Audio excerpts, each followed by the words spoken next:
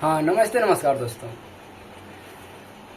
आज फिर मैं कुछ बोलने के बारे में, किसी सॉन्ग के बारे में बताने जा रहा हूँ। आप लोग सॉन्ग नहीं सुने होंगे तो आप जरूर सुनिएगा। सॉन्ग का नाम है बलमा वाला। ये सॉन्ग है किस स्टूडियो को ट्रेनिंग स्टार भोजपुरी का ट्रेनिंग स्टार जिसको बोला जाता है खेसारी लाल यादव का। जो सबसे पहले गाना शूट हुआ था, जो बोला था आएगा आएगा, वही गाना है।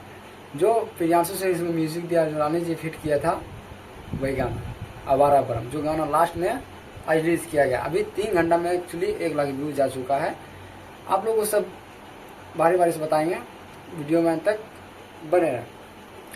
वीडियो सुबह आया 6 बजे, आवारा पलम खेसारी म्यूजिक वर्ड से अपना चैनल से आया है। उसका राइटर सत्यदेव बाबा है और म्यूजिक प्रियांशु सिंह ने, जो बोला था पहले म्यूजिक पवन प्रियांशु सिंह वाला एक है, और इसमें फिट है रानी है, रानी एक्टर, जब लोगों को पता हो।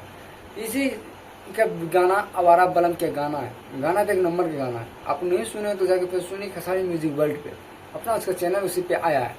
आज गाना एक लाजवाब गाना है। गाना एक बार सुनिएगा, उसके बाद बोलिएगा। और गाना बहुत खतरनाक गाना है।